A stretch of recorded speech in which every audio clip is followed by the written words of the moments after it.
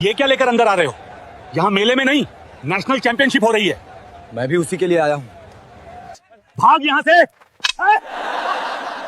ये कोई लंगर नहीं बट रहा। लगता है ये सुअर का शिकार करने आया था और रास्ता भटक कर स्टेडियम आ गया। ए लड़के, यहाँ जानवर नहीं मारने हैं, ये जेंटलमैन गेम है। निकल यहाँ से।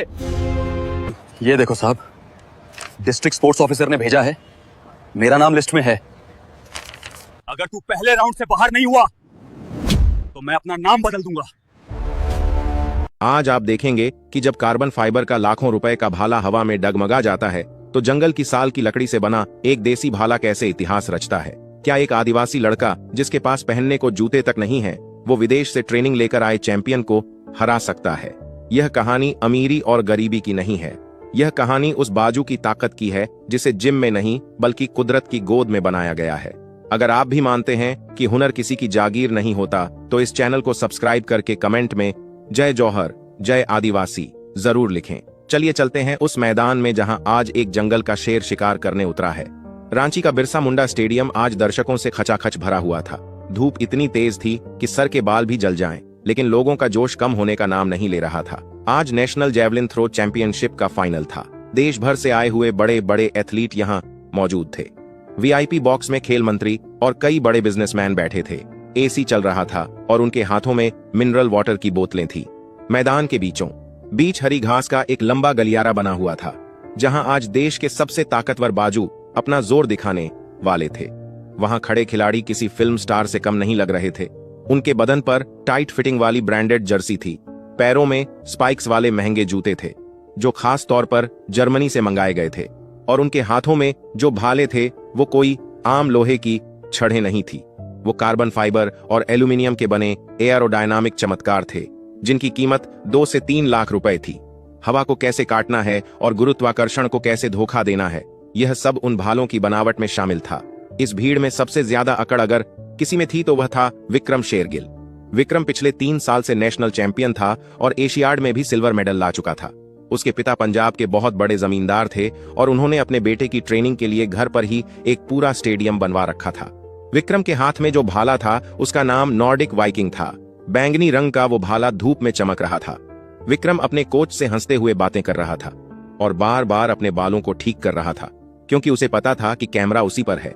उसे पूरा यकीन था कि आज का गोल्ड मेडल भी उसी की ट्रॉफी कैबिनेट में जाएगा, क्योंकि उसके टक्कर में दूर दूर तक कोई नहीं था। उसका पर्सनल बेस्ट 88 मीटर था, जो बाकी खिलाड़ियों के लिए एक सपना जैसा था। लेकिन तभी स्टेडियम के एंट्री गेट पर एक अजीब सा शोर हुआ। सिक्योरिटी गार्ड किसी को अंदर आने से रोक रहे थे। भाग यहाँ से, यह कोई लंगर नहीं बट रहा। गार्ड ने डंडा फटकारते हुए कहा, साहब मेरा नाम बिरसा है, मेरा रजिस्ट्रेशन हुआ है, मुझे अंदर जाने दीजिए। एक गहरी और शांत आवाज आई। विक्रम और बाकी खिलाड़ियों का ध्यान उस तरफ गया। उन्होंने देखा कि गार्ड एक अजीब से दिखने वाले लड़के को धक्का दे रहे हैं। उस लड़के का रंग पक्का काला था, जैसे धूप ने उसे पकाया हो। उसके बाल थोड़े लंबे और उलझे हुए थे। बदन पर मांसपेशियों के नाम पर कोई दिखावा नहीं था, लेकिन उसकी नसें ऐसी उभरी हुई थी जैसे बरगद के पेड़ की जड़ें हों। उसने कपड़ों के नाम पर सिर्फ एक पुरानी धोती पहनी थी, दूसरा कुछ नहीं पहना था। उसके नंगे सीने पर गले में काले धागे से बंधा एक बाघ का नाखून लटक रहा था। उसके पैरों में जूते नहीं थे, तलवे फटे हुए थे और उनमें मिट्टी भरी हुई थी। और सबसे हैरान करने वाली बात यह थी कि उसके कंधे पर कोई विदेशी चमचमाता भाला नहीं, बल्कि जंगल की साल लकड़ी से बना एक मोटा और खुरदुरा भाला था, जिसके आगे लोहे की एक पुरानी नुकीली फल लगी हुई थी। उस भाले पर जगह जगह धागे बंधे हुए थे और वह देखने में किसी हथियार जैसा लग रहा था। विक्रम जोर से हंसा और अपने साथियों से बोला, देखो भाई लोग, अब यह आदिवासी भी हमसे मुकाबला करेंगे। लगता है यह सुअर का शिकार करने आया था और रास्ता भटक कर स्टेडियम आ गया। ए लड़के, यहाँ जानवर नहीं मारने हैं, यह जेंटलमैन गेम है, निकल यहाँ से। बिरसा ने गार्ड का हाथ बड़ी विनम्रता से हटा दिया और अपनी जेब से एक मुड़ा हुआ कागज निकाला। यह देखो साहब, डिस्ट्रिक्ट स्पोर्ट्स ऑफिसर ने भेजा है, मेरा नाम लिस्ट में है। तभी वहां चीफ कोच तिवारी दौड़ते हुए आए। तिवारी सर एक बहुत ही अनुभवी कोच थे जो अब फेडरेशन की राजनीति से तंग आ चुके थे। उन्होंने गार्ड को डांटा, हटो, इसे अंदर आने दो, यह मेरा स्टूडेंट नहीं है, लेकिन मैंने इसके बारे में सुना है। विक्रम ने कोच तिवारी का मजाक उड़ाते हुए कहा, अरे तिवारी सर, अब आप इन जंगलियों को मौका देंगे तो हमारा क्या होगा? इसके पास तो जूते खरीदने के पैसे नहीं है, यह रनवे पर दौड़ भी नहीं पाएगा, फिसल कर गिर जाएगा। बिरसा ने विक्रम की आंखों में देखा। उसकी आंखों में कोई गुस्सा नहीं था, बस एक अजीब सी शांति थी, जैसे तूफान आने से पहले समुद्र शांत होता है। उसने कहा, साहब, निशाना जूतों से नहीं जिगरे और नजर से लगाया जाता है। बहुत बोल लिया तूने। ठीक है, अब देखते हैं तेरी इस लकड़ी में कितना दम है। अगर तू पहले राउंड से बाहर नहीं हुआ तो मैं अपना नाम बदल दूंगा। कंपटीशन शुरू हुआ। अनाउंसर ने घोषणा की कि पहला राउंड क्वालिफाइंग होगा। हवा थोड़ी तेज चल रही थी, जो जैवलिन थ्रोअर्स के लिए कभी दोस्त तो कभी दुश्मन बन जाती है। सभी खिलाड़ी अपनी अपनी बारी का इंतजार कर रहे थे। विक्रम शेरगिल का नंबर सबसे पहले आया। वह रनवे पर आया। उसने अपने हाथों में चॉक पाउडर लगाया। उसने भीड़ की तरफ हाथ हिलाया और तालियां बटोरी। फिर उसने दौड़ना शुरू किया। उसके दौड़ने की तकनीक बहुत ही शानदार थी, बिल्कुल एक चीते की तरह। और फिर लाइन के पास पहुंचकर उसने पूरी ताकत से भाला रिलीज किया। भाला हवा में एक खूबसूरत आर्क बनाता हुआ गया और सीधा 85 मीटर के निशान पर जाकर गड़ा। पूरा स्टेडियम तालियों से गूंज उठा। 85 मीटर, पहले ही थ्रो में इतना लंबा स्कोर। विक्रम ने पीछे मुड़कर बिरसा की तरफ देखा और एक व्यंग्य भरी मुस्कान दी, जैसे कह रहा हो कि बेटा, यह लेवल है मेरा। अब बारी बिरसा की थी। जब बिरसा रनवे पर आया तो दर्शक हंसने लगे। कोई सीटी बजा रहा था तो कोई कह रहा था कि यह तो कॉमेडी शो चल रहा है। बिरसा ने अपना साल की लकड़ी का भाला उठाया। वह भाला बाकी भालों से बहुत भारी था। उसमें कोई एयरोडायनामिक्स नहीं था। वह बस एक सीधी लकड़ी थी जिसे बिरसा ने अपने हाथों से तराशा था। बिरसा ने आंखें बंद की। उसने अपने गांव के जंगल को याद किया। उसने याद किया कि कैसे वह बचपन में नदी के दूसरी पार फल तोड़ने के लिए पत्थर फेंका करता था। उसने जमीन की मिट्टी को अपने नंगे पैरों से महसूस किया। उसने एक गहरी सांस ली और दौड़ना शुरू किया। लेकिन यहां एक गड़बड़ हो गई। सिंथेटिक ट्रैक बहुत चिकना था और बिरसा के पैरों में जूते नहीं थे। जैसे ही वह थ्रो करने के लिए रुका, उसका पैर फिसल गया। वह गिरते गिरते बचा और उसने भाला फेंक तो दिया, लेकिन वह सिर्फ 60 मीटर ही जा पाया। स्टेडियम में जोरदार हंसी गूंज उठी। विक्रम तो पेट पकड़कर हंस रहा था। मैंने कहा था ना सर, यह यहां टिक नहीं पाएगा। यह जंगल नहीं है, यहां दौड़ने के लिए स्पाइक्स चाहिए। बिरसा चुपचाप उठा। उसके घुटने पर थोड़ी खरोंच आ गई थी। उसने धूल झाड़ी और वापस अपनी जगह पर आ गया। कोच तिवारी उसके पास आए और बोले, बेटा, तुम्हारे पास जूते नहीं हैं। इस ट्रैक पर नंगे पैर दौड़ना बहुत मुश्किल है। तुम चाहो तो मैं किसी खिलाड़ी से मांग कर ला दूं। बिरसा ने सिर हिलाया। नहीं गुरुजी, मुझे किसी के उद्धार के जूतों की आदत नहीं है। मुझे बस इस जमीन को समझने का मौका दीजिए, मैं संभाल लूंगा। दूसरा राउंड शुरू हुआ। अब बिरसा को समझ आ गया था कि उसे कैसे दौड़ना है। इस बार उसने एक अजीब काम किया। उसने रनवे की साइड में पड़ी थोड़ी सी गीली मिट्टी उठाई और अपने पैरों के तलवों पर रगड़ ली। इससे उसे थोड़ी पकड़ मिल गई। इस बार जब बिरसा दौड़ा तो उसकी रफ्तार कम थी, लेकिन उसका संतुलन बेहतर था। उसने पूरी जान लगाकर भाला फेंका। भाला हवा में लहराया और इस बार 78 मीटर पर जाकर गिरा। लोग हैरान रह गए।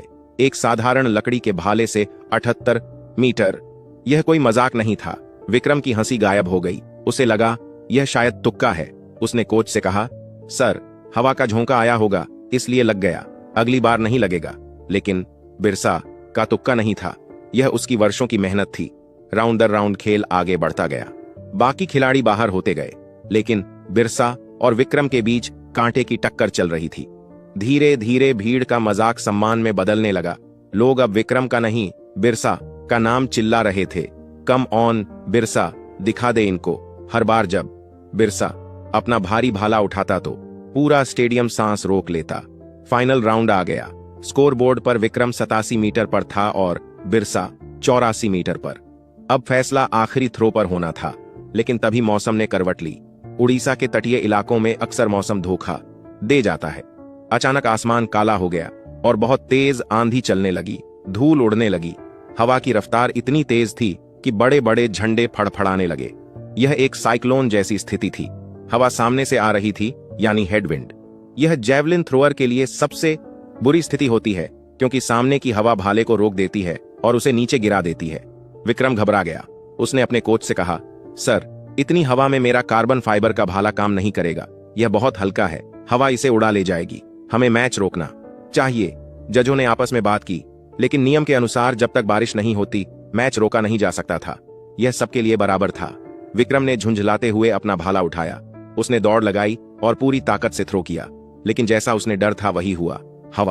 भाला हवा में डगमगाया और अपनी दिशा से भटककर सिर्फ 80 मीटर पर ही गिर गया। विक्रम ने गुस्से में जमीन पर लात मारी। यह चीटिंग है। इतनी हवा में कोई कैसे खेल सकता है। अब वह जीत के प्रति आश्वस्त नहीं था। अब बिरसा की बारी थी। यह उसका आखिरी मौका था। उसे जीतने के लिए 87 मीटर से ज्यादा फेंकना था। हवा इतनी तेज थी कि बिरसा का पतला शरीर डगमगा रहा था। उसकी आंखों में धूल जा रही थी, लेकिन बिरसा के चेहरे पर एक मुस्कान थी। उसे अपने दादाजी की बात याद आ गई। बेटा, जब जंगल में तूफान आता है तो कमजोर पेड़ उखड़ जाते हैं, लेकिन जो पेड़ अपनी जड़ों से जुड़े होते हैं वो और मजबूती से खड़े रहते हैं। तेरा भाला हल्का नहीं है। यह साल की लकड़ी है। यह हवा से डरती नहीं है। यह हवा को चीरना जानती है। बिरसा ने आसमान की तरफ देखा। उसने हवा को अपने गालों पर महसूस किया।